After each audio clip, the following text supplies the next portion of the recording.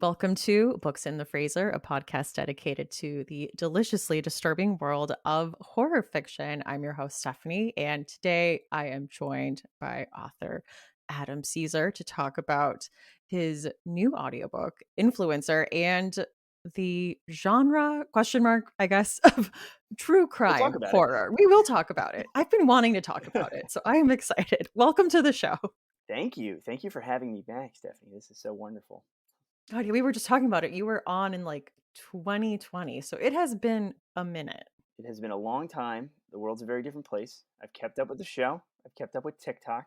So, everything's going well in the Stephanie sphere. So that's good. I hope. I saw your cover reveal for Clown in the Cornfields 3, Yeah.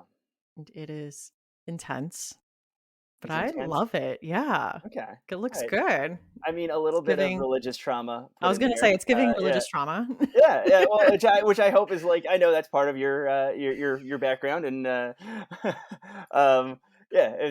I feel like if it passes the Stephanie sniff test, then it's a good cover. Then if for those who don't know, it's called Clown in the Cornfield 3: The Church of Friendo, and the cover is just a very innocuous scarecrow with no hidden alternative imagery at all. And the scarecrow is wearing a clown mask, and that's it. That's it. You'll just have to look at it. You'll have to look it up and see. But you also released an audiobook through Audible Yes. this month. So tell us about Influencer. It's such a weird thing to be like, oh, I have multiple things to promote, and one of them isn't out for like another year, but I still feel like I'm in like Clown 3 mode. And then this book kind of just snuck out. Like this was a scramble to try to be on podcasts to promote it. But yeah, it's an Audible original. And I think when a lot of people think that or hear that, because Audible has kind of had all kinds of different strategies to how they release books and how they release quote unquote content. But I think we sold this book as a novel partial. So it began life as a book. And I think that was my main kind of point of not contention, but like point of concern when I started meeting with Audible, and they expressed interest in it, and were becoming very clearly like a good partner to put this book out with. That was my main concern, is like when we were in meetings and talking about it, I wanted to talk about it like a book. I was like, you're not going to chop it up and put it in podcast episodes, right? You're not going to it's not going to be an audio play, right? And it's like, no, it's a book, Adam, it's a book. So just because I'm very, I don't know, people have listened to me talk for 15 seconds now. They know I'm neurotic. So like, I just, it is a book about the pitch. The elevator pitch was, it's YA American Psycho meets YA Silence of the Lambs. And Okay. you hear that pitch and you're like, okay, I kind of get what that is. But then you dig a little deeper, and it's narrated by two separate narrators. It is Isabella Merced from the upcoming Madam Web that was they just announced that, and she's in the Fede Alvarez, the new version of Alien, not a remake, some kind of separate Alien movie they just called Alien for some reason, because that's what you do with horror sequels that are distant enough, is you don't remake them, you just call them the same thing. Which is not confusing at all when you're trying to Google it Exactly. later. 2024's Alien. There we go. And the other half of the book is narrated by Christopher Briney from The Summer I Turned Pretty. Yeah. And some other stuff. He's in the new Mean Girls movie. So that was kind of part of the appeal for Audible, was like, okay, this is a split narrative, and we can cast two different actors and voice actors and narrators to read the book. And there's a special Brittany Presley plays. She just gets one chapter, but she's wonderful in it. Her character's It's a not good around for long. chapter. It's a very good chapter. It's the best. To me, it's the best chapter. Yeah. So there's three narrators. One's only one chapter, but the book's a split narrative. And like one half of that book is you're getting basically you're almost, for lack of a better term, like a teenage Patrick Bateman. I don't think he really is that. Like, I think it's kind of an easy go-to for like point of reference, but I don't. He is this volunteered psychopath that wants to kind of be the next Charles Manson, and he's also like an Instagram poet. So we got his perspective as he basically gains followers both online and in high school, because he's in high school, and then the opposing POV is basically our teenage Clarice Starling, who is the person in the school that sees right through this guy immediately and is like, oh, this he's a problem, and how they're throughout the whole book. So that's Influencer in a nutshell. It is horrifically violent. It is much meaner than if you like the Clown in the Cornfield books.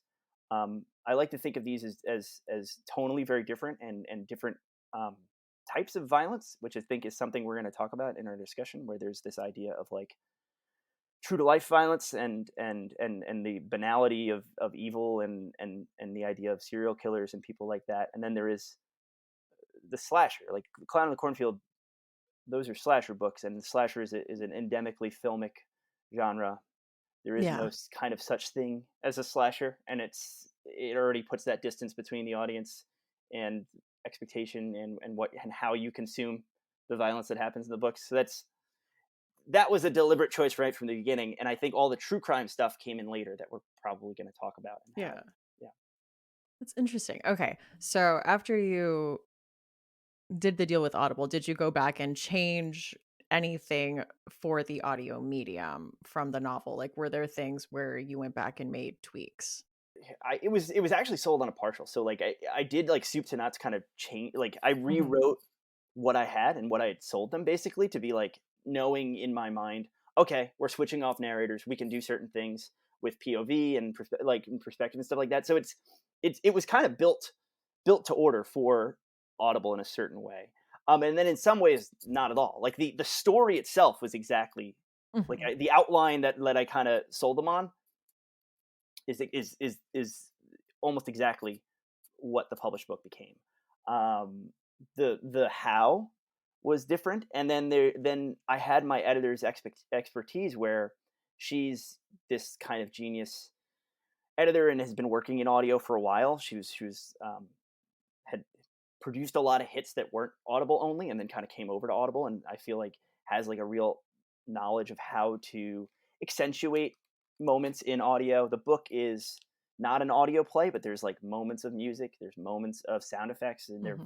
they're used very very sparingly. And I've gotten like kind of weird critique and blowback where there's like gunshots in the book where it is not a an audio play, so people are not expecting there to be gunshots where there are gunshots, and it kind of like scares people, which is great. It's like a great thing to hear. Sorry that you got scared, but you are reading a horror book. So like just little things like that, which was 100% her, 100% my editor, just being like, oh, I know how to do this stuff, and she would put little like my drafts would come back and would just be like bracketed sections where it was like muffled gunshot, Interesting. car, breaking glass, school bell, like it's a high school book, so like the idea that you could use like a school bell to transition between like sequences is like Yeah, that is helpful. Yeah, I imagine it must have been, I mean, a task, but also kind of fun to get to fully be in the sociopathic POV and then also be the foil, the one that sees right through it. I don't know. It's like the people go on like it's the typical. It's like the writer meme on Facebook of like the coffee mug that says like, "Don't piss off the writer; they'll kill you in their next book." It's like I never 100% kind of cotton to that because I do think it's like, okay, well, it's fiction. Don't be planning to kill people. Like, don't be even threatening to like. But there is like there. It's so funny how these two characters are just different aspects of me. And I said that to my editor, and he thought I was being like highfalutin or or said that one of the producers, not to the editor. The editor, she didn't, she would never make fun of me. But I said it was one of the producers, and he thought I was like kind of joking with him, and I was like, no, like it's someone who is desperate for an audience, someone who has to think about social media in an almost business like way, which is I have to do that. You've Mhm. seen videos of me being foolish, like to try to get people to pay attention to books. Like that's 100% what it is to be a modern writer. So I have that section, that part of Aaron is very much me, and then I have Crystal, who is just like it was me in high school, neurotic to the point where you have a friend group and you're you're almost worried that your friends aren't your friends. Like you're such a Yeah. paranoiac, and you're so unsure and so uncomfortable with your own skin and your own body that like you think kind of it goes beyond like everyone's out to get you. It's like everyone who loves me is apathetic, which is like a horrible feeling to feel. And I've never really had occasion to have a character like that. And I was just like kind of like I don't know. I've written 3 or 4 YA books at this point, and it was just a type of high school character that I really hadn't had occasion to because you have her balanced out with Aaron, who's so confident, overconfident. He's just Yeah. he thinks he's the smartest guy in the room, but like a character tells him he's actually like maybe like the third smartest guy in the room at all times. So he thinks he's this like criminal genius, but he's like leaving a ton of like physical evidence and stuff like that. He's not actually that good at what he does, Yeah. which is I think is funny to me because I think we'll talk about this with true crime, but because I think a lot of these guys are doofuses. Like, Yes. so like there's that character who's so confident, and then I was able to go further the other direction of like that lack of confidence with Crystal, where something like in the clown books wouldn't really fit. Like Quinn needs to be a certain level of competency Yeah. level Just and and final and girl self competence. exactly like self-awareness and self-preparedness, where Crystal's allowed to not be that. And I so it's really like you said, like it must be fun writing these characters, but it wasn't fun reading Crystal because I was like, all right, let's remember like your lowest point from high school and like Let's how pull out our teen diary. exactly, yeah, like how crappy was it to like have to ask for a prom date? Like, oh, let's figure it out. So I had that like literally like I really liked them, and I mean, I guess, yeah, we'll talk about it when we get more into the true crime stuff, but I do like, yeah, this idea that we're in his mind and he just absolutely thinks he's this criminal mastermind, and, like, even within the narrative, he is not, and he gets stressed down by 1 to 2 characters in satisfying ways. to me that's where he's different from like a Patrick Bateman. Like Patrick Bateman is ridiculous in his own way, and that book has the Bret Easton Ellis book has kind of like comedy in its own way, and the Mary Harron film has like comedy in its own way in a different way. And the world he inhabits is very ridiculous. Like a lot of the comedy in American Psycho comes from the fact that he's like constantly finding Les Miserables like playbills and stuff like that, like little like almost absurdist things. Like the world in Influence is very much not broken. Like Aaron is seeing the world the way it is, Mhm. but Yeah. he thinks he has more mastery of it than he does is Yeah. the way I would describe him. And I think Chris Briney's like performance is like pretty spot on. Like it's Yeah, it's he did weird to talk great. about that. Like I don't get to talk about that with a lot of other books, but it's like I think performance is a big element of this. Yeah. And Isabel Merced is wonderful. She's got such a great voice and reads so well. These very neurotic passages. I did watch a few episodes of The Summer I Turned Pretty, and, when you showed the casting, I'm like, "Yeah, I could see that. That makes sense." Yeah, I wasn't. It's. I guess I'm showing my age and the fact that I only watch movies. So like when they were like, "Oh, Chris Pratt," they were like, "Oh, it's a huge get," and I was like, I had to like look him up, and I was like, "Oh, perfect." Like I like literally looked at one picture and I was like, It's funny "Perfect." because I actually, like, really love, like, YA, like, romance series, and I started watching it, and I'm like, "Am I too old for this now? Like, I've this since love become a fan. triangle?" I want to Like say, yeah, I've since become a fan. Yeah. I just mean at the beginning. But Yeah. yeah, and I don't think we're too old. I think like looking online at the people who are sharing the book and are super Mhm. pumped. It's not. It is a wide spectrum of age and gender and everyone loving this. So it's a phenomenon. Yeah. What role did true crime play in the writing process? So interestingly, because that was the way I pitched the book. That idea of like basic like 2 books that became 2 movies. That's how I approached pitching it, and very quickly writing it, it had become there's that passage where Aaron basically says like I don't want to be like these. I don't like people who are fans of true crime. He basically goes on this little rant about how he doesn't like people who are fans of true crime, which is one of those things where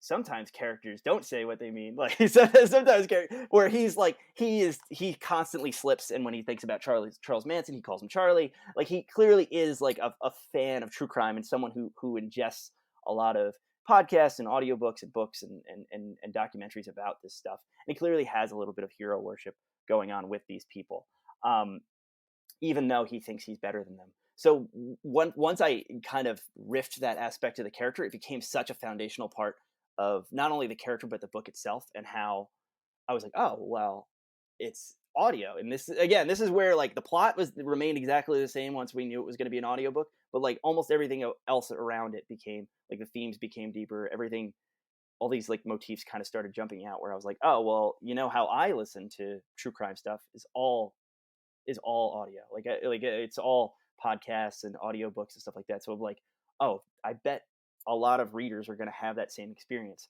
So let's layer in as much true crime as we can. And he knows all these different facts about not only serial killers but cult leaders too, because he's kind of using them and the way that um, you can build a fan base, or you can build like Yeah. like he uses different terms like love bombing and all these and all different conditioning terms that you would use um, Mhm. to kind of get your followers to do what you want them to do, because that's a whole kind of subplot of the book where he has Crystal and her friends in his sights pretty directly, but at the same time there's all this other stuff going on in the margins where he's like basically sliding into people's DMs across the nation and getting them to do stuff.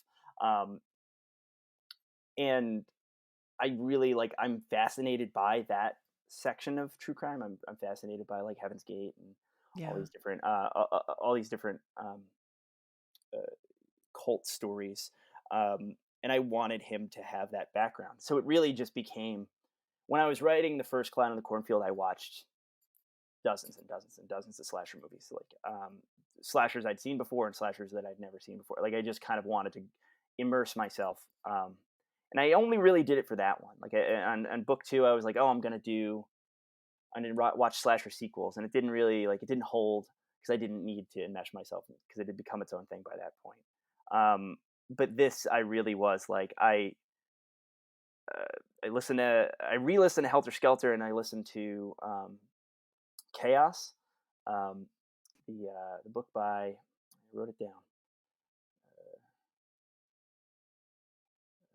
No, I didn't. I think it's Tom O'Neill, and it was just this. It's this kind of counterpoint, pushing back on a lot of the facts in Helter Skelter, Oh, and interesting. it's basically like it brings in the CIA and all this different stuff and MK Ultra, and it's which sounds Mhm. very conspiracy minded, but when it's laid out in a certain way, you're like, well, Helter Skelter is actually a little bit far fetched, and it's being told by Vincent Bugliosi, who is the prosecuting attorney. It's like definitely like the victor cuts to Mhm. write the history book kind Yeah. of thing.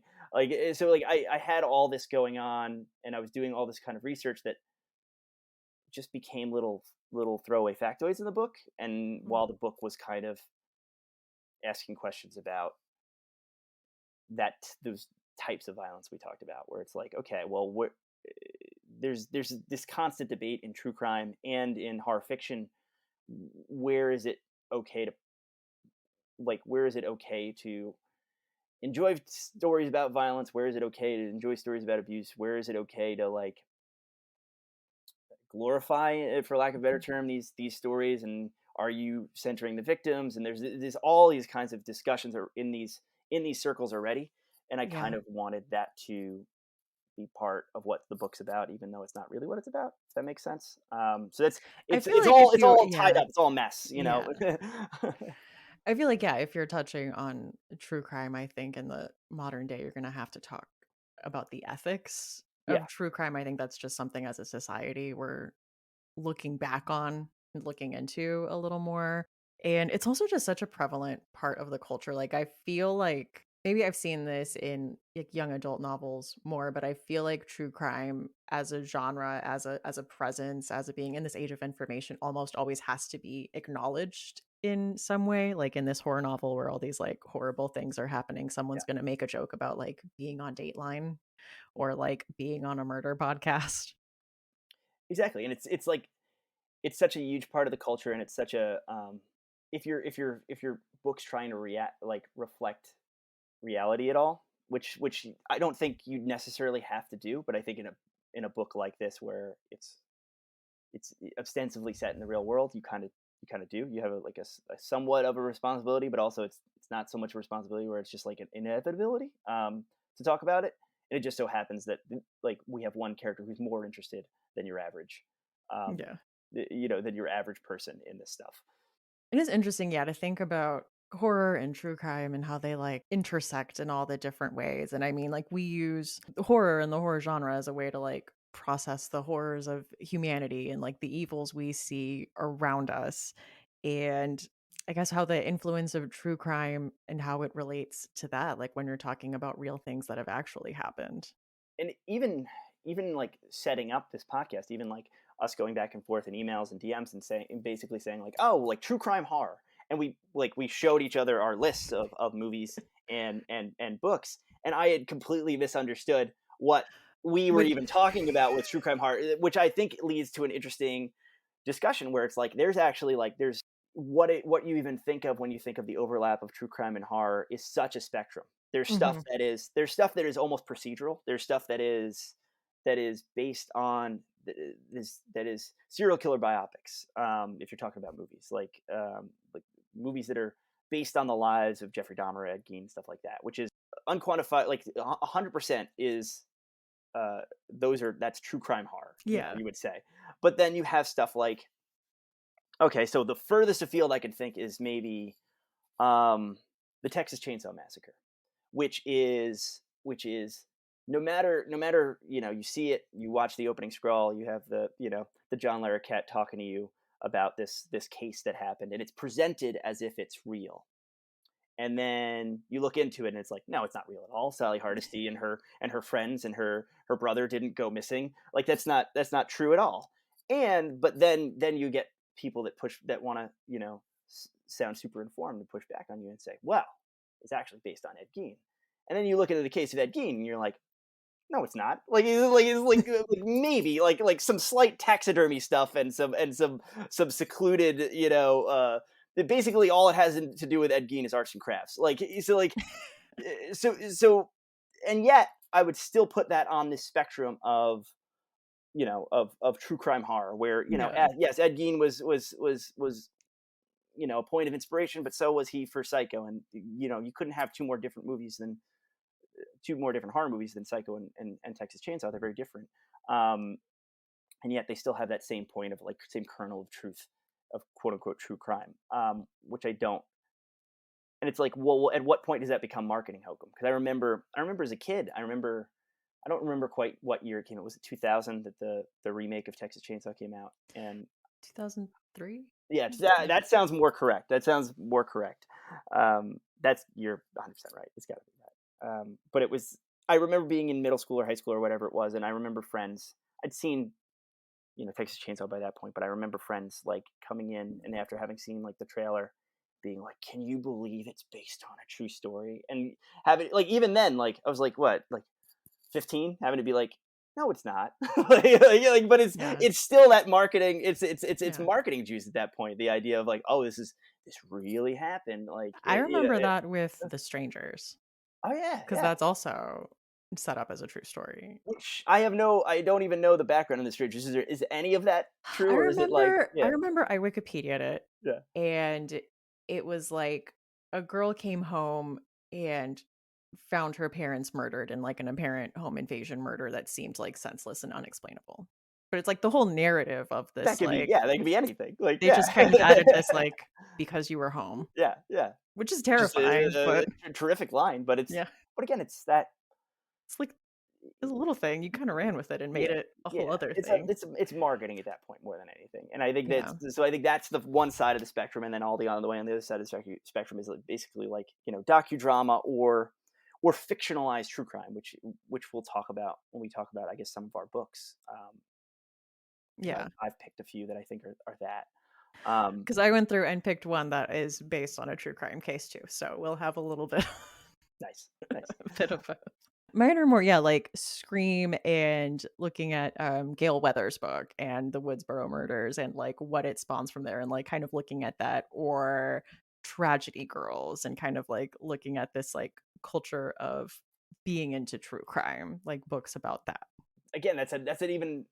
guess that's on the spectrum. It's more towards the middle of the spectrum, where Yeah. it's that idea of like a fiction that uses true crime as like a jumping off point, which Mhm. like, or just the idea of true crime itself as a plot point, which is Yeah. really where Influencer falls. So Influencer Yeah. is somewhere in the middle, Yeah. and it's it's Uh-huh. asking secondary questions about this kind of stuff, but it's not the main thing, Yeah. like, and I think that's Tragedy Girl is a good example of that.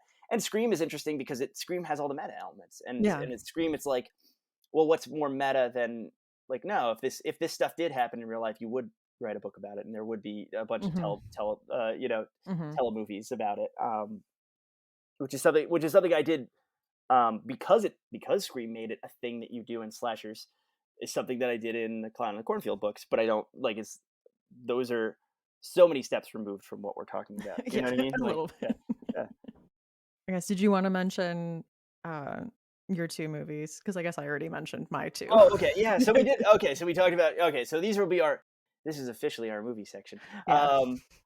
Yeah. So I talked about Texas Chainsaw, which I think that's enough said there. And then I think something like Man Bites Dog, or we were talking a little bit off mic beforehand about where Man Bites Dog meets up against Behind the Mask: The Rise of Leslie Vernon. This idea of like cinema verite, or fake documentary Mhm. about a character in a movie who's like claiming to be a serial killer, and then you have like that break into the first act where you're like, oh, he really is a serial killer, and then Yeah. things like spiral from there. So like there's that, which adds the documentary format into it, which is a very true crimey format anyway. Like, look at Netflix. It's like half of Netflix. Well, my algorithm's all weird now because we have a baby, but it's like Yeah. it's half kid shows, and then half like the missing foot of Connecticut, like things like that. And then I was thinking, I thought of a very interesting one, in that I think it's widely regarded as one of the most um, disturbing serial killer movies of all time, Henry Portrait of a Serial Killer, Mhm. which I think is really interesting because at the time, I'm pretty sure at the time, I don't know the order of operations here, but at the time Henry Portrait of a Serial Killer came out, it's based on the purported crimes of Yeah. Henry Lee Lucas, and it's just this very brutal, him and Otis, yeah, the not the character, real life guy's name, but it's based on their crimes, their spree, and it's very, very. If you haven't seen it, it's very, don't go in with a full stomach kind of thing. Like, Yeah. it's a very strong film to watch. Um, I think a beautiful performance by Michael Rooker is like one of my favorite horror film performances ever. I think it's like the rare horror movie that feels like a character study, like an actor's showcase. Yeah. But what's interesting about that movie is Henry Lee Lucas is like a complete liar. Yeah. He was like a government or a police informant, like during like this mania of like serial killings, when they're trying to like close up all these disappearances, and they would just go like, this is my incredibly unresearched recounting of this guy's life. But my understanding was like they would basically bring Henry out, this guy, like this kind of country bumpkin guy, give him a chocolate milk, be like, "Oh, do you remember this?" And like just basically name a missing person, and he would be like, "Yeah, we killed her, X, Y, and Z," and he would just make up a bunch of shit so we can keep getting chocolate milk. That's so like I don't think this, like, none of the crimes Yeah. in Henry Portrait of a Serial Killer have any real veracity to them, because this guy wasn't, he was a scumbag and a killer, and him and his compatriot were horrible criminals and horrible people. But the numbers associated with this guy, and the fact that he was this Yeah. insane criminal mastermind, he wasn't. He just was a guy that was already in jail. Was the cops found a way to close cases pretty easily by bringing this guy Mhm. in, and that was it. Like, they like brought him on trips, like, so Yeah. he could see crime scenes and stuff like that. He kind of used this as like a day pass, Yeah. like confess to a bunch of crimes.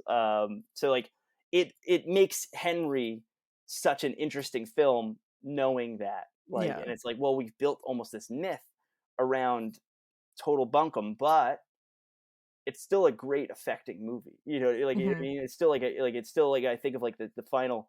There's a real real like almost twist and like heart wrencher of a final scene in that movie, and it like I think of that all the time. Like I haven't watched Henry in a good long time, but I think of the final like revelation of like the kind of central almost love interest in the movie. Um, Mhm. and it doesn't like to me, it's like, well, the fact that it's completely fake, or the fact that this guy's history is completely misreported and misrepresented by the film, does that change what we think about the movie, or does that change like even like the truth of the movie? Like, it Mhm. doesn't real to me, it doesn't. And it doesn't make the because I don't believe the film's really that exploitive. I think it's a pretty sober-eyed and well made film. um, but again, it's that mileage is going to vary because it is icky once you explain it like that. It is like exploitive once you explain it like that. I don't know. I just ramble here about Henry. I don't know. Wow. But I feel like that's part of the true crime genre, just like getting into it and like, is this icky? Is this too much? Like, I don't know. There's not like an always yes or always no. Yeah, and it's weird, and it's interesting where it bumps up against horror, because I think like my own personal line, and it used to be more defined. I think when I was a teenager, when I was first going to like horrorthons, I feel like my or horror cons, my line was more defined, where we would go to like chiller theater and stuff, and you'd go and you're in the merch room. It's like, okay, there's like a bunch of like, oh cool, like Freddy's glove and like all these different like kind of Hmm. toys, like the McFarlane movie maniacs. And then you're like, oh, what are these bobbleheads over here? And you're like, oh, that one's Jeffrey Dahmer, or that one's like the son of Sam. And I'm like, no, I don't want to. That's not cool. Like, I don't want to. You know what I mean? Like that. And then I feel like that used to be kind of a pretty easy to define line, and now the fandom and thought about it has changed so much that I'm like, is that even, would people even be as grossed out by that as I was walking around those horror cons then? Like, it's just such a strange fandom, for lack of a better term. And the fact that I felt weird being like, this is in a horror space, Yeah. this is not that. I feel like And it's that's still always my weird to line. me. No, yeah, but it's like, but then there's gradations of it, and then there's like, then there's, well, I did listen to 3 audiobooks about Charles Manson, like, writing this Hmm. book, and I'm like, it doesn't make me a fan. Like, it just Yeah. makes me interested in that. Like, I it's just an feel like, yeah, yeah. it's one of those genres you're always going to be Iffy about, yeah. iffy. Yep, exactly. This episode is brought to you by Fangoria, the world's best horror and cult film magazine since 1979. Listeners can use code BOOKSINTHEFreezer to get 20% off their order. That includes, of course, merchandise and first-time subscriptions and single issues of the magazine. Not only are there tons of articles and interviews about upcoming horror movies, there's a regular segment by Stephen Graham Jones all about slashers called Slasher Nation, so you're going to want a copy. So again, that is code Books in the Freezer, and thank you, Fangoria, for supporting the show. Well, should we talk about some books? I would love to talk about books. I'll go first. I'll start with a book that came out this year. This is Penance by Eliza Clark. I don't know if you read Boy Parts by her, I haven't. which was interesting because that's also kind of like dark, like sociopathic POV. And this was like a completely different story that she went with. Should I go Penance, or should I go Boy Parts first? Ooh, I would say Boy Parts. Okay. Okay. A big part of the book is written as essentially you are reading a true crime novel. I did this on Okay. audio, which was really fun because it was like multiple narrators, like that always adds a little. Oh, it's Money in the Bank. Yeah. Well, and it's British, so I'm like, I need the accents. The accents Oh, do add a that lot. makes It sense. adds I it can't adds a read sense British of stuff place. in print. I can't do it. I'm not good at it. So the murder that this is about took place a decade ago in a British town called Crow-on-Sea, and it was the murder of a 16-year-old girl named Joan Wilson, and it was a shocking death because she was set on fire on the beach and like left for dead by 3 other teenage girls who were her friends. And then, later that night they were just at a fast food restaurant, like having a blast, throwing fries at each other like nothing had happened. So this was a very violent and shocking crime that people were very drawn to, and the coverage of it. So it's like a decade later, this disgraced journalist is taking on the mantle and writing the definitive account of like what really happened. He's going and getting the interviews with the girls and their parents and people in the community. And it was just very interesting. This was a big book about like what is the ethics of true crime and true crime I gotta read this. journalism. Sounds good. And like one of the girls was into true crime. And so they're like, oh, obviously that was it. And then, when we're listening to her interviews, she's like, but I wasn't like one of those like school shooter fangirls. Like there's girls that idolize the Columbine killers. Like I'm not like that. And like even within the community, this community is fractured into like, we don't associate with those people. Those people are bad. Like this is the line of what is acceptable and what is not. But like my interest in this was not like it's wrestling with a Okay. lot. And it was really interesting. And I think she did a good job of painting characters. When other characters are talking about them, you're like, oh, this character sucks. But then, you hear from them and you're like, oh, Okay. okay, now they're a person. They have their own stuff they're bringing into this. This is creating like a full story. And then, yeah, getting to the end, I just thought it was a very interesting book and this like facsimile of like a true crime Okay. story novel to talk about. I think Like, this is my next Audible credit. So yeah, yeah. it was And a you good recommend one. the audiobook? It was I did. pretty I good. Okay. liked it. Okay. Good. Good. Good.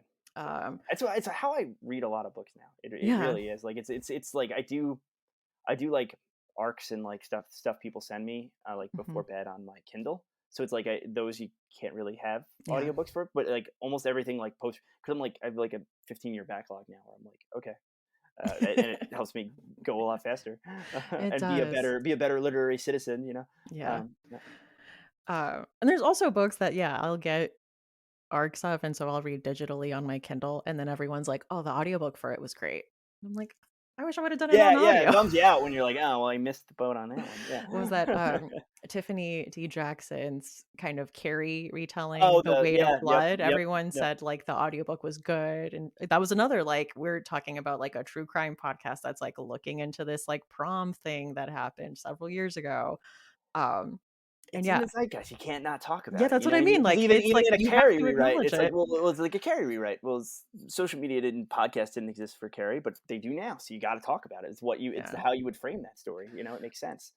I still haven't read Carrie, but I know it's epistolary and you are reading, like, newspaper articles, so So is there, that kind yeah, of yeah, that yeah, angle, yeah, right? yeah. Oh, and, like, also in Penance, they talk about, like, it's told that, like, there's Tumblr posts, there's, like, quotes, there's podcast transcripts, and there are, like, gross, like, true crime comedy Mm, podcasts where mm. they're, like, cracking jokes about, like, Yeah, these girls that committed this crime, and so, like, just there's a lot of different angles that this is going at and examining in the true crime space. I would put it in the fridge, like, the crime itself is pretty horrific, but I would say it's a bit more of like a character study. You are kind of learning more about these people and this community and kind of like the whole of this crime and its ripple effects in this community. So that was Penance by Eliza Clark. it's funny because I have ones that I like want to talk about more than others. So did you read Whisper Down the Lane by Clay Yes. McLeod Chapman? I think that's a good example of kind of what we're talking about here, Yeah. where it's like a The purely Mick Martin fictional, like but it's but preschool it's but thing. it's based on like it's like very closely based on a real thing, like Yeah. this satanic panic abuse case in a preschool, Hmm. um, but the character's completely invented and like Yeah. his role in it is invented, and it's such an interesting version of what we're talking about here, where Yeah. it's not like a docudrama because you're so close with this character and like it does things with POV, especially towards the end because it has like uh, it has like a third act twist kind of thing where Yeah. like but it doesn't feel like documentary. It doesn't feel like you're watching Dateline when you're reading it. It feels like you could almost learn about the case by reading this book, which feels like a weird way to get your factual information, even though since it's fictional. I just think it's I think there's a few novels that I've that I've read that are like this or deal with this the idea of the Satanic Panic and stuff around that time. Like Yeah. we were so close when we were talking about um, the Eliza Clark book to talk about like the West Memphis Three kind of thing. Like Yeah. it's very like this is very similar to that. And there have been books that are like talking about like the Slender Man case or like the, like Yeah. and talking about them. And I thought this was like this was the best one of those, the best one of the modern ones that I can think of, or at least that I've read. I'm underread, which is what like I find myself going on podcasts, and I feel like it's funny because I even do I do like book recommendation content, but I find myself constantly apologizing, being like, I'm underread because I think that's what TikTok does to you.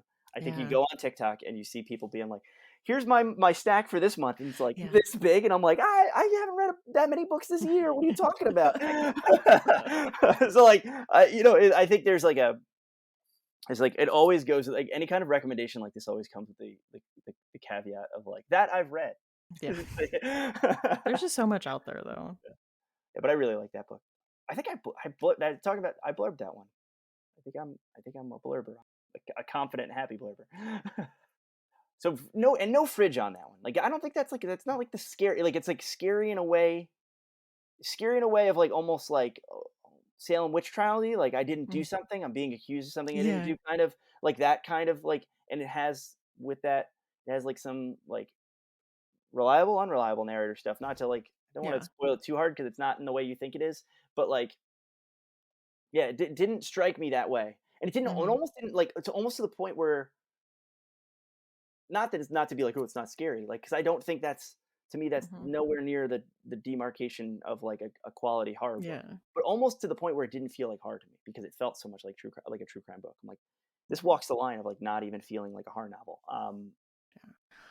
I will say my one book that is based on a crime, I'm still iffy on the ethical nature of it. So we will talk about it. Oh, let's talk about it. That should be your next one. Okay. It is Darling Rose Gold by Stephanie Roble. And this is based on the Gypsy Rose Blanchard case, which I don't know if you're familiar. Why do I know Uh, that name?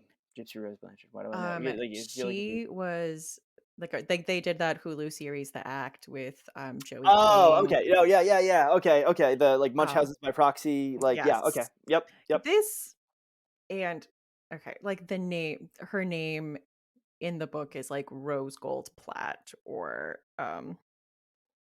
yeah, Rose Gold Watts and Patty Watts, which is very similar like Yeah. to It's the clearly, like, names. they're analogous, yeah. But this posits a reality where Gypsy or sorry, Rose Gold testified against her mom and turned her in like and she went to prison. So Okay. she's alive in this story and she is getting out of prison, but she has alienated everyone in her life. So the only person that is willing to take her in is her daughter that turned her in. And it is this very tense, like cat and mouse. Like she's like, oh no, I'm fine. I totally forgive you for what you did. I understand. And then you get into the other girl, Rose Gold's POV, and she's like, I know she settles scores, and I've been waiting for my moment. So it's like, It's like was it a good like tense thriller? It was. Was I questioning the ethics of it kind of the whole time? Yes. podcast listeners can't see, but I'm making a face, like, very intrigued by that. Like, I kinda like that. It's a Yeah, that's what I kind of mean. a It's great like premise. it It's was good. honestly, and it's there's been, like, revisionist history, Yeah. books. There's been revision like, Whisper Down the Lane kind of is. Like, there's been revisionist history, like, films for certain like Once Upon a Time in, Hollywood is a great example of, like, we've been Mhm. talking about Manson, but, like, there's this idea of, like, you could almost give a happy ending, or Yeah. you can give a victim centering ending to an alternate universe, like, is it? That's what I Sounds on mean. the line to me. It sounds It okay. is. It's I haven't read it. I'm ready to absolve them completely. yeah. I'm like saying, did I like completely go through this book like it was a thriller I couldn't put down? Yes. It had those like duo POVs. They're like playing off of each other, playing mind games with each other. But in the back of my mind, I'm like, okay, but in the real case, like this girl was being abused and she murdered her mom. Yeah, yeah. I don't know. It's hard for me to separate that. This is a good one. This is a good one you brought up. That's what I mean. It's a messy, muddled genre. And I almost think that there's probably like because in horror there's all this taboo breaking Yeah. and that's part of like we've seen it. We're on TikTok. Like there's this like the most disturbing books. Like that's the content Yeah. that gets the most views and stuff like that because people are seeking it out and because people want to transgress and have that taboo broken a little bit. And I think it's part of the true crime appeal too. And Yeah. it's always having that queasy feeling is almost part and parcel with these two genres. So Yeah. that's why they work together. And it's why I like when I'm like my wife started listening to Influencer when it came out because she read the manuscript. She hadn't listened to the thing. She read it kind of as a book. And she was like, she started it and she was like, I think I'm going to skip the first chapter. She's literally immediately like, I can't wait to listen. And then she opens it up and she goes, but you know what I might do? I might skip the first chapter. like Yeah. where I'm like, yeah, I'm completely fair. And I'm like, it's one of my few, it's the only book that I have that has like right on the Audible page has a content warning and then more power to them.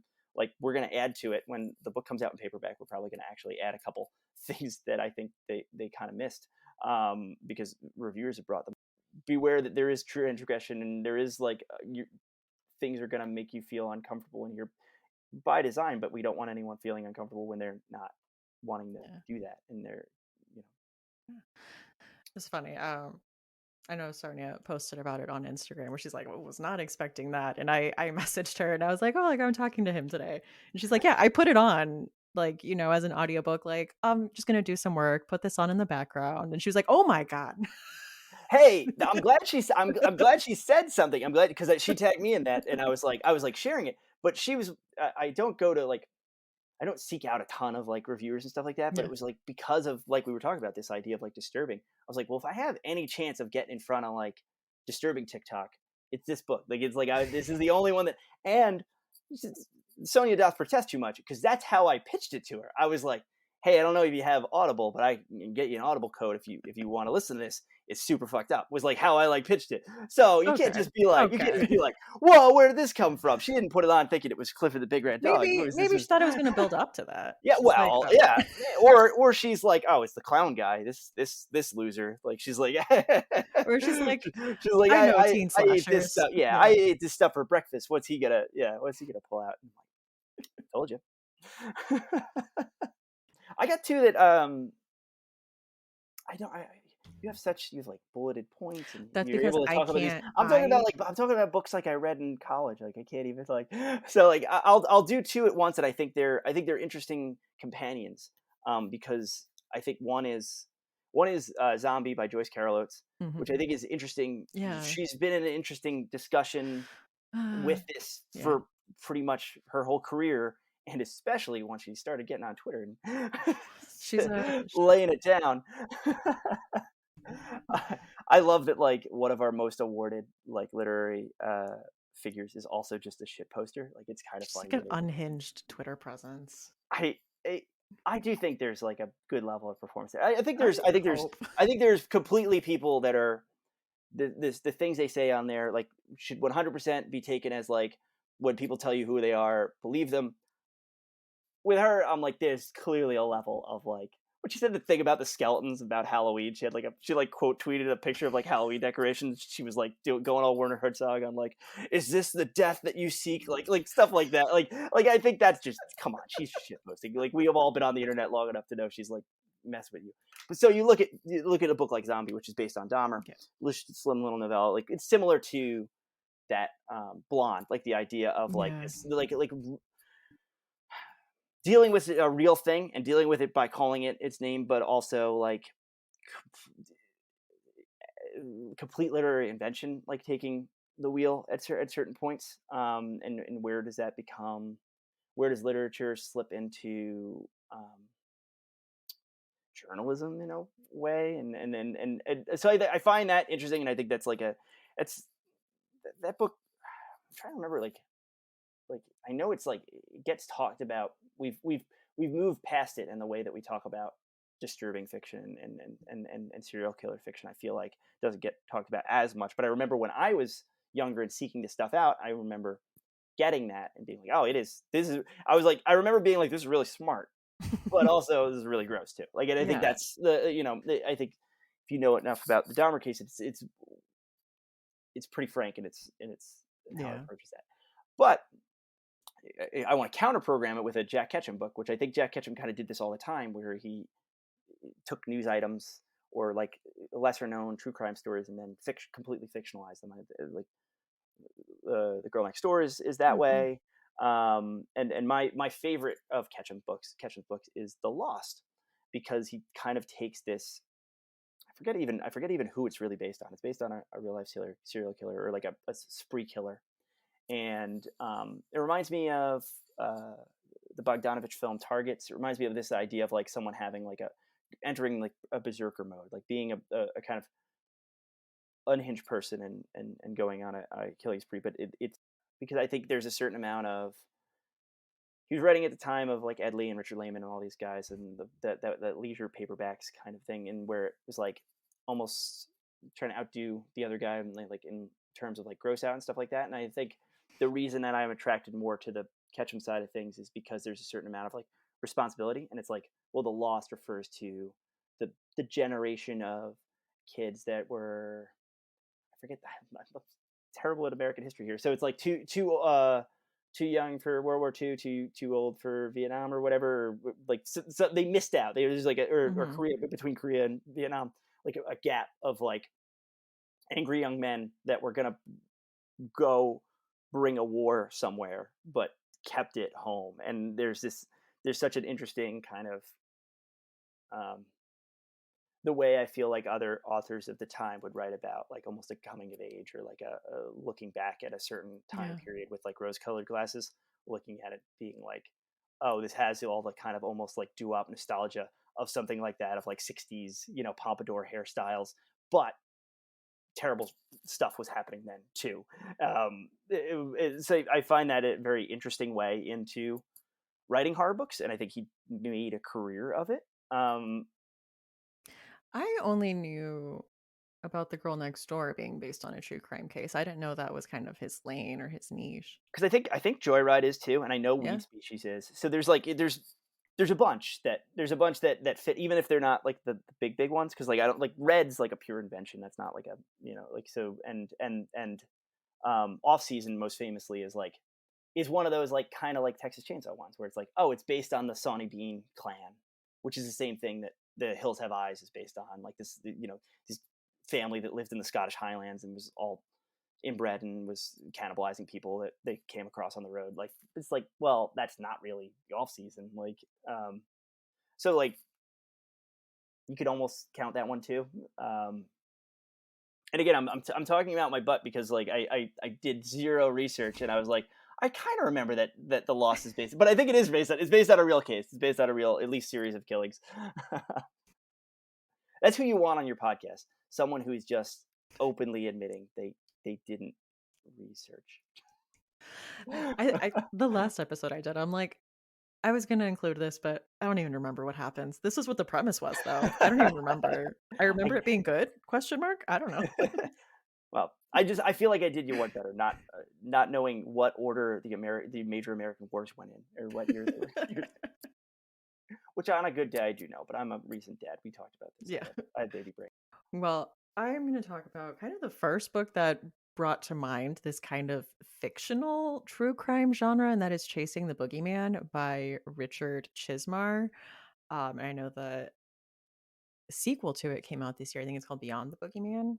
I've not read it yet, but I do have it on my shelf. So it's this very meta story. It's kind of written as a memoir where like Richard Chismar himself is a character writing as himself, like about this period in his life after he graduated from college and like came back to his hometown getting ready, to get married.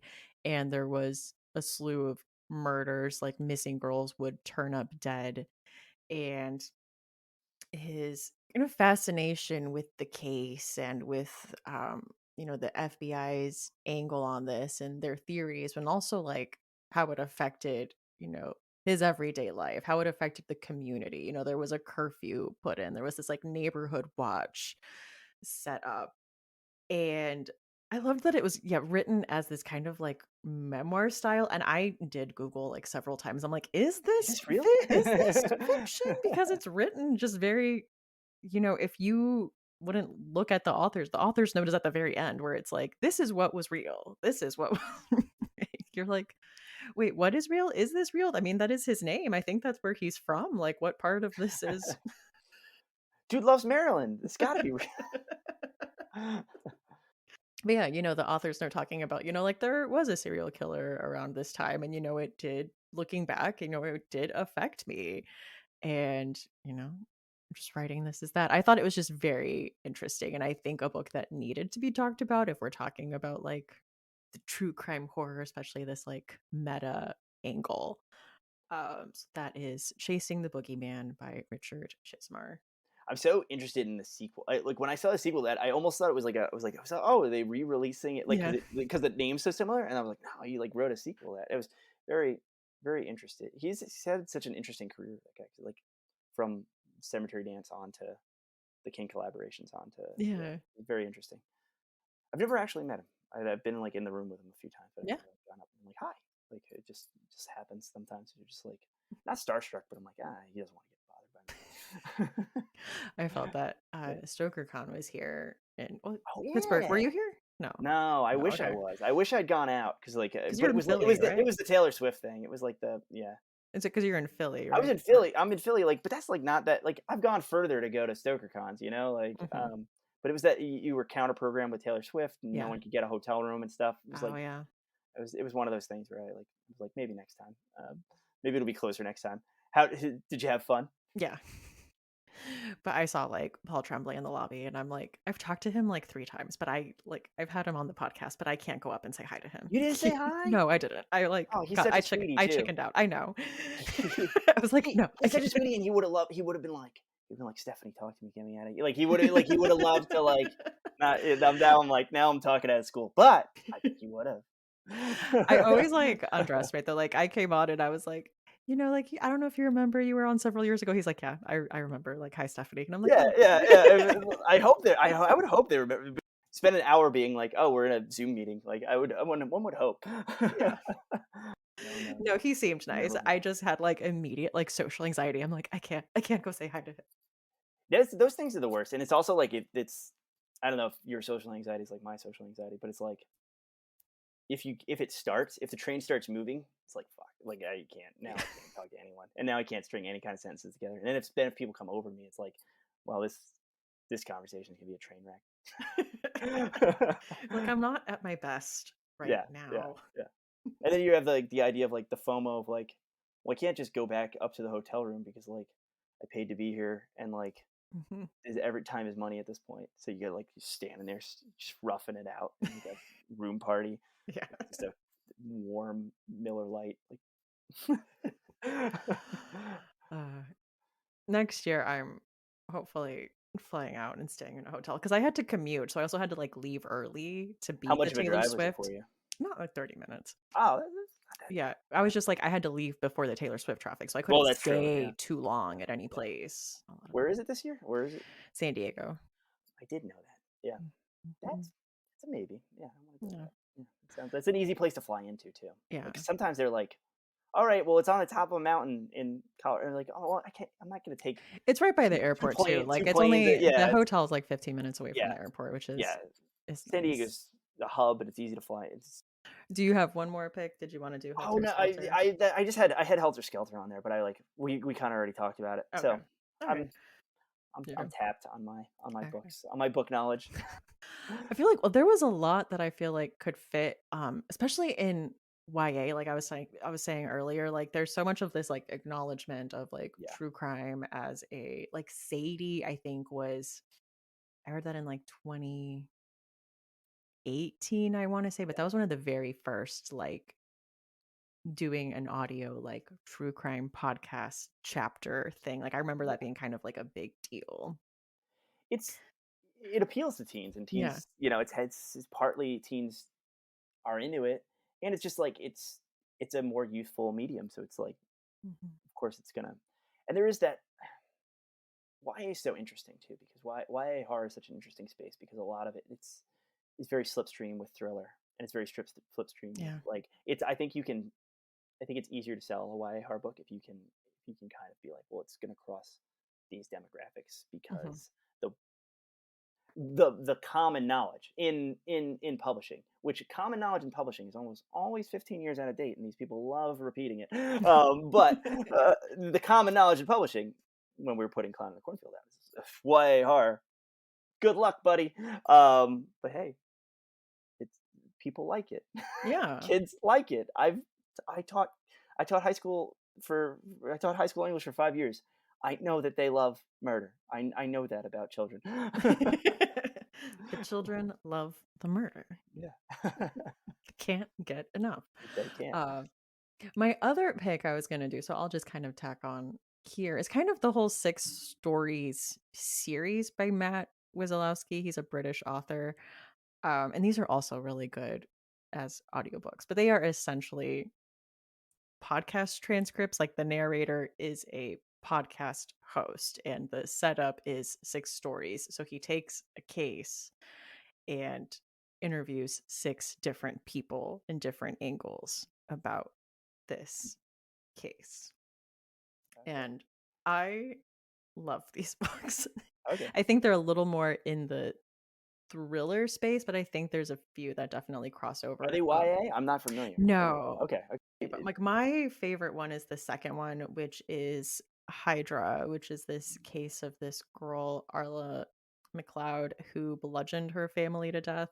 I think all of his books kind of go into like, oh, but people said like she was into like this dark music, and oh, she was on vacation with her family, and someone said she played this like elevator game, and and she went to like the space where you're not supposed to go and opened her eyes and saw something, and really like deconstructing it and getting all of these different perspectives and putting this together. I mean, I would say as someone who likes crime novels, the appeal of a crime novel is that the crazy premise that's promised at the beginning is going to make sense at the end. There's going to be like some sense of Mm. justice. Either there's like a motive or a reason, or like someone is being That punished. is the difference. That's the pact you make with the reader. Of like, this will make sense. Or you just like, no, it doesn't have to be. You just be a Yeah, ghost. it is. And I would say even in a lot of crime novels where there's not necessarily justice, where like the person goes free, at least there's a why. Yeah. Like at least the killer says like, and I did do that, and there's Yeah. nothing you can do about it, you know? It's why Law and Order's been on for Yeah. 18 bajillion years with all these different like because The there's a comfort in there is. closure at least of the how like and Yeah. then yeah Your brain wants that. And that is, of yeah, course yeah that is no the we're pact like that is made. And yeah, horror is here to challenge that sometimes, to push on those boundaries and be like, no sometimes you don't get it. That's yeah what it is. One of the traditions we have on the show is to that ask I'm well our prepared for guests now. for a chilling obsession. So, what is something in horror you've been enjoying lately? Here's a good one because it's not really in horror because I've been so inundated with horror that I've been reaching outside of the genre and I've been reaching kind of towards comfort stuff. Hmm. And I debated whether or not I was just going to make up something cool and say that instead. But I was like, no, what? I'm going to be real with Stephanie and your listeners. And I'm going to tell her what my actual chilling obsession has been. And people who follow me on Twitter know that I love classic Doctor Who. I love pre reboot Doctor Who. Even though I like New Who as well. Hmm. Um, I really have been watching a lot of 60s, 70s, 80s Doctor Who, and I think this connects because literally every serial has some horror element to it, which I think is always the way people talk. Are you a Doctor Who? Are you a Whovian? Do you know Doctor Who at all? I've watched the reboot. Like, I've watched a few seasons of the reboot. Think, I don't think I watched past, I don't think I watched past like Matt Smith. Who? Then you Yeah. know plenty. You Yeah. know everything that you need to know. Yeah. Everything in that show that was CGI is paper mache, and that's it's exactly the same. It's the exact same show. So like, but the thing that I've been like kind of latching onto it when I'm watching these is like there's always some horror element. And it was the the BBC always pitched it as like, oh, kids hiding behind the sofa, kind of, younger. It started off as a children's show and it became less of a children's show, Mhm. and then it's vacillated throughout the literal decades. There's always just something cool. There's always some kind of little bit of makeshift body horror or some kind of creature or something exploding. Even just like a special effect of like exploding like a Dalek's like head with like a laser beam is always just there's just something tactile and cool about.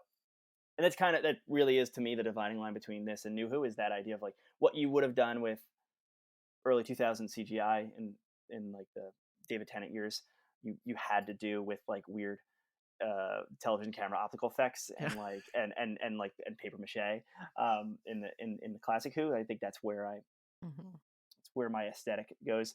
But I just that's been my chilling obsession in that I'm horror 24/7. I'm like on multiple deadlines and finishing like Yeah. these. Influence is a pretty hardcore book. It was a little draining, and then Yeah. we are going to have a paperback version of it. So I've been going back. Like I had to like it's a weird thing to be like, oh, the book's done, and then be like, well, no, now you got to do the other version of the book. So it's like I've been living with it for a while. So I'm like, this is pretty heavy. Doctor Who, like that's and then you still get these little morsels of like monster kid stuff and like and weird like again like a guy's hand turning into like green what's it called, the bubble wrap, like they just spray painted bubble wrap green and like wrapped his hand around it and he's like he's turning into slime. I love that. I just love that. So that's been my chilling obsession. I love that. Um, I know my husband and I have been making our way through Better Call Saul for what seems like forever. But it's just some nights we are so tired and I'm like, it's a dark show. Sometimes I just I just don't want a dark show. So then we watched the new season of Big Mouth instead. But now we're back to Better Call You're Saul. back to just stress. You're like, okay, let's grind our teeth before bed. I know. I'm like, what are you doing? What is That's everyone almost doing? hard. That's almost hard. I There's know. like that horror of It's like horror dramatic crime, yeah. irony and Yeah. yeah. Self-sabotaging characters and all kinds of stuff. But our other tradition on this podcast is to ask our guests for a final girl song. Okay. I last time I did the podcast, there was no Google Doc. I was not prepared, and I named a Taylor Swift song as my final girl song because I panicked. And it was a good Now, choice. thank you. But now I have a very topical song, um, and I literally just recently learned how to. I've been listening to Sufjan Stevens for since Illinois came out or whenever, I forget which of the two, Michigan or Illinois was the first one. But whenever that came out, I was in high school. I loved his music then. I haven't really thought about it in a while, but then I was like, I have to think of a song that relates to this topic, and I immediately thought of John Wayne Gacy Jr. Yeah. The Sufjan Stevens song, which is very creepy Yeah. and very true crimey. It's like very Yes. like the lyrics are poetic, but they're very explicit and true to life, and like tell you about this guy's. Like They those even were tell the you like facts, I about him guess. getting Yeah. a blow to the head as a kid. Like they're like, here's how he's a serial killer, and here's what his crimes were. Like very much on brand for this Yeah. for this episode. Definitely fits the theme. It's like that creepy, folky. Could you put him in? You put him in a pot. You put him in a playlist, right? Yes. Okay, good. Now So everyone's that'll gonna have to be listen to underneath the floorboards. Yeah. So yeah. yeah. I was trying to remember. I'm like, it's underneath the yeah. Well, thank you so much for coming on the show and talking to me about influencer and true crime horror. Thank you for having me, Stephanie. Where This can is people find you online? if Adam Caesar's, because it sounds like the salad, but if you just look down at your whatever you're playing this podcast on, it's spelled there correctly. Just type that in. I've got a website. I've got a Twitter. I've got Instagram. I've got a Facebook page that is mostly just the Instagram. It's just what cross posts on the Instagram. Yeah. And I have many authors do not because they're not brave enough. But I have a TikTok, and I'm a 35-year-old man who is just like TikToking away. Yeah. He loves it. I actually really like the platform. Yeah. You know what? Screw that. I take that back. I don't want to be shamed into. I enjoy posting content on TikTok. I think it's fun. It's like actually a bright spot of my day. Yeah. Yeah, It is people fun. people like You people can look down be on it. People you look can down on be it. No. silly. You can Yeah, post it's like great. dumb bracket filters. Like it's fun. You made me laugh out loud like 2 days ago with the book lice one where you like quote you like stitch the Yeah. video and you're like, "That's what the freezer," like, I thought that was the funniest thing. I don't know, it like made me guffaw. So you know what? I don't know. Mm. I think there's a lot of middle-aged writers who are like, "I can't do this," and they like I try to make you feel bad about it. They're like, I don't know. Maybe I'm projecting, but I love it. I actually think it's okay. great. I think it's a super fun thing. It is super fun. You know what? Yeah. I have a fear of book lice now. Now I'm like looking at my bookshelf. I'm like, which ones did I buy used? Like they would have Is been an that issue by silverfish? Is now. that what book lice are? I don't Are know. book I lice don't know. silverfish? Is that the same I'm thing? sure there are librarians listening to this that deal with They're this and yelling. they know. They know what it is. So They're like, "They please don't come. know. We gotta tell them."